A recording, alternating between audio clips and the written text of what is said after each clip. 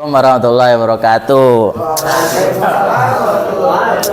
Oke guys, di sini kita akan belajar akidah ya.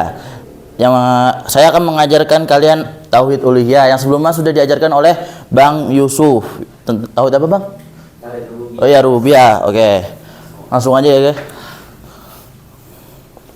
Oke, di sini yang pertama makna tauhid uluhiyah. Tauhid uluhiyah dikatakan juga tauhidul ibadah, yang berarti mentauhidkan Allah Subhanahu wa taala melalui segala pekerjaan hambanya. Yang dengan cara itu mereka dapat mendekatkan diri kepada Allah Subhanahu wa taala apabila hal itu disyariatkan olehnya, seperti berdoa, khauf, raja, mahabbah, zabah, bernazar, isti'anah, istighosah, dan yang terakhir istiazah. Dan segala apa yang disyariatkan dan diperintahkan Allah Subhanahu wa taala dengan tidak menyekutukannya dengan sesuatu apapun. Semua ibadah ini dan lainnya harus dilakukan hanya kepada Allah semata dan ikhlas karenanya. Dan ibadah tersebut tidak boleh dipalingkan kepada selain Allah. Jadi nanti syirik kalau ini ya, kalau berpaling. Oke, sekarang dalil tauhid uluhiyah bisa dibaca sendiri ya, langsung aja artinya. Sungguh Allah tidak akan ridho jika dipersekutukan dengan sesuatu apapun. Apabila ibadat tersebut dipalingkan kepada selain Allah, maka pelakunya jatuh kepada syirkun akbar, yaitu syirik besar dan tidak diampuni dosanya. Ini Quran surat An-Nisa ayat 48. Yang kedua, al-ilah artinya al-makluh, yaitu sesuatu yang disembah dengan penuh kecintaan serta pengagungan. Allah Subhanahu wa taala juga berfirman, baca sendiri artinya, dan Rabbmu adalah Allah yang Maha Esa, tidak ada sesembahan yang diibadahi dengan benar melainkan Dia, yang Maha Pemurah lagi Maha Penyayang. Al-Baqarah ayat 163. Ini masih banyak juga nih dalilnya ya. Nih dari Syekh Al-Alama Abdurrahman bin Nasir As-Sa'di, semuanya panjang. Langsung artinya, Allah menyatakan bahwa tidak ada sesembahan yang berhak diibadahi dengan benar selain Dia, yang menegakkan keadilan. Para malaikat dan orang-orang yang berilmu juga menyatakan demikian. Tidak ada sesembahan yang berhak diibadahi dengan benar selainnya, yang Maha Perkasa lagi Maha Bijaksana. Al-Imran surat ketiga ayat 18. Nah, Allah Subhanahu wa taala berfirman mengenai Lata, Uzza dan Manat, yaitu berhala yang disembah oleh orang musyrikin Mekah ya. Orang Quraisy. Yang ini dalilnya baca sendiri artinya langsung. Ya Allah, itu tidak lain hanyalah nama-nama yang kamu dan bapak-bapakmu mengadakan-adakannya. Allah tidak menurunkan sesuatu keterangan pun untuknya, yaitu untuk menyembahnya lah. An-Najm ayat 23. Atau setiap sesuatu yang disembah selain Allah Subhanahu wa taala adalah batil ya guys. Dalilnya adalah firman Allah Subhanahu Al-Hajj ayat 62. Dalil yang ketiga yaitu tentang Nabi Yusuf alaihissalam yang berkata kepada kedua temannya di penjara. Yang tahu ceritanya silakan cerita di sini. Yang artinya, "Hai kedua temanku dalam penjara, manakah yang baik? Tuhan-tuhan yang bermacam-macam itu ataukah Allah yang Maha Esa lagi Maha Perkasa? Kamu tidak menyembah selain Allah kecuali hanya menyembah nama-nama yang kamu dan nenek moyangmu membuat-buatnya. Allah tidak menurunkan suatu keterangan pun tentang nama-nama itu." Quran surat Yusuf ayat 39 sampai 40. Oke. Nah, tauhid uluhiyah merupakan inti dakwah para nabi dan rasul. Nah, dari rasul yang pertama hingga rasul terakhir yaitu Nabi Muhammad sallallahu alaihi wasallam. Allah Subhanahu wa taala berfirman di sini yang artinya, dan sesungguhnya kami telah mengutus rasul pada tiap-tiap umat untuk menyerukan beribadahlah kepada Allah Subhanahu wa taala dan jauhilah tauhid. An-Nahl ayat 36. Nanti kalau pertanyaan nanti aja terakhir. Dan firman yang kedua yaitu, dan tidaklah kami mengutus seorang rasul sebelum kamu, melainkan kami wahyukan kepadanya bahwasannya tidak ada ilah yang berhak diibadahi dengan benar selain aku, maka ibadilah olehmu sekalian akan aku. Al-Anbiya 25. Ya, terus. Nah, ini lanjutan lagi nih. Semua rasul memulai dakwah mereka kepada kaumnya dengan tauhid uluhiyah, agar kaum mereka beribadah dengan benar hanya kepada Allah Subhanahu wa taala. Seluruh rasul berkata kepada kaumnya agar beribadah hanya kepada Allah Subhanahu wa taala saja, sebagaimana firman-Nya yang artinya, lalu kami utus kepada mereka seorang rasul dari kalangan mereka sendiri yang berkata, sembahlah Allah olehmu sekalian, sekali-kali tidak ada sesembahan yang hak selainnya, maka mengapa kamu tidak bertakwa kepadanya. Al-Mu'minun ayat 32. Jadi orang-orang musyrik tetap saja mengingkarinya. Mereka masih saja mengambil sesembahan selain Allah Subhanahu wa taala. Mereka menyembah, meminta bantuan dan pertolongan kepada Tuhan-Tuhan itu dengan menyekutukan Allah Subhanahu wa taala.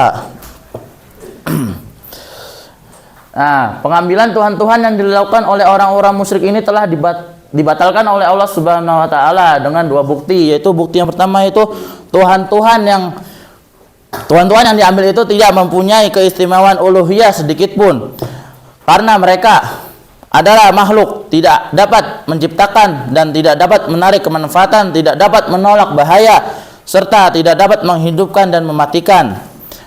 Sebagaimana firman Allah Subhanahu wa taala dalam surat Al-Furqan ayat 3 yang artinya, mereka mengambil Tuhan-Tuhan selain daripadanya untuk disembah, yang Tuhan-Tuhan itu tidak menciptakan apapun, bahkan mereka sendiri diciptakan dan tidak kuasa untuk suatu kemudaratan dari dirinya, dan tidak pula untuk mengambil suatu kemanfaatan pun, dan tidak kuasa mematikan, menghidupkan, dan tidak pula membangkitkan. Apabila keadaan Tuhan-Tuhan itu demikian, maka sungguh sangat bodoh, batil, dan zolim apabila menjadikan mereka sebagai ilah, sesembahan, dan tempat minta pertolongan.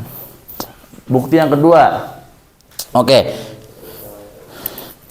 baca sendiri atasnya, langsung aja artinya. Wahai manusia, beribadahlah kepada Rabbmu yang telah menciptakanmu dan orang-orang yang sebelummu agar kamu bertakwa. Dialah menjadikan bumi sebagai hamparan bagimu dan langit sebagai atap. Dia menurunkan air dari langit, lalu dia menghasilkan dengan hujan itu sebagai buah-buahan yang sebagai rezeki untukmu yang kita makan kali ini ya.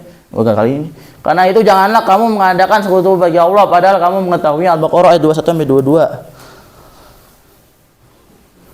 Oke, tauhid rububiyah mengharuskan adanya tauhid uluhiyah. Allah memerintahkan kita untuk bertauhid uluhiyah, yaitu menyembah dan beribadah hanya kepadanya. Dia Allah Subhanahu wa taala menunjukkan dalil kepada mereka dengan tauhid rububiyah, yaitu penciptaannya terhadap manusia dari yang pertama hingga yang terakhir. Penciptaan langit dan bumi serta seisinya, diturunkannya hujan, ditumbuhkannya tumbuh-tumbuhan, dikeluarkannya buah-buahan yang menjadi rezeki bagi para hambanya. Maka sangat tidak pantas bagi kita jika menyekutukan Allah dengan selainnya dari benda-benda ataupun orang-orang yang mereka sendiri mengetahui bahwa ia tidak bisa berbuat sesuatu pun dari hal-hal tersebut di atas dan lainnya. Maka jalan fitrah untuk menetapkan tauhid uluhiyah adalah berdasarkan tauhid rububiyah, karena manusia pertama kalinya sangat bergantung kepada asal kejadiannya, sumber kemanfaatannya dan kemudaratannya. Setelah itu berpindah kepada cara-cara bertaqarrub kepadanya, cara-cara yang bisa membuat Allah ridho serta menguatkan hubungan antara dirinya dengan Rabb-nya. Maka tauhid rububiyah adalah pintu gerbang dari tauhid uluhiyah. Karena itu Allah berhujjah atas orang-orang musyrik dengan cara ini. Oke, Allah Ta'ala berfirman dalam Quran surat Al-An'am ayat 102 yang artinya, yang memiliki sifat-sifat yang demikian itu adalah Allah Rabbmu, tidak ada ilah yang berhak diibadahi dengan benar selain Dia, pencipta segala sesuatu, maka beribadahlah kepadanya. Dia berdalil dengan tauhid rububiyah atas haknya untuk disembah. Tauhid uluhiyah inilah yang menjadi tujuan dari penciptaan manusia.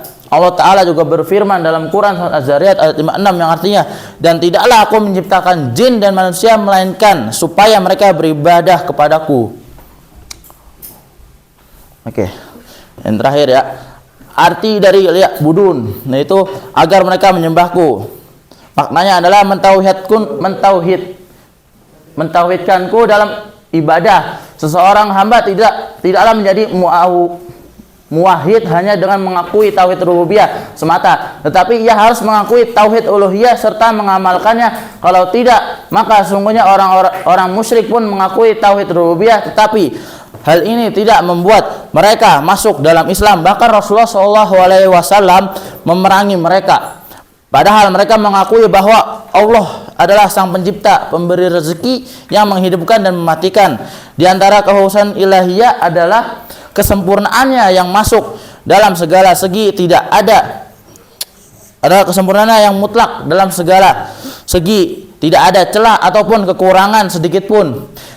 Ini mengharuskan semua ibadah mesti tertuju kepadanya, pengagungan, penghormatan, rasa takut, doa, pengharapan, taubat, tawakal, minta pertolongan, dan penghambaan dengan rasa cinta yang paling dalam. Semua itu wajib secara akal, syarat, dan syariat, dan fitrah, agar ditujukan khusus hanya kepada Allah Subhanahu wa Ta'ala semata, tidak kepada selainnya. Oke, sesi pertanyaan, ada yang boleh silakan bertanya?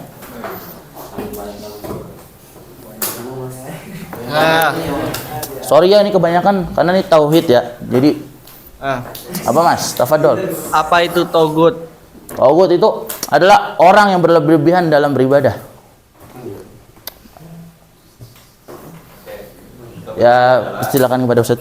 Kalau saya salah ya, nggak tahu juga. Oke, thank you very much. Mungkin apabila ada salah mohon dimaafkan ya. Ya, sorry. Baru masalahnya. Oke. Syukran jazakumullah khairan. Wassalamualaikum warahmatullahi wabarakatuh.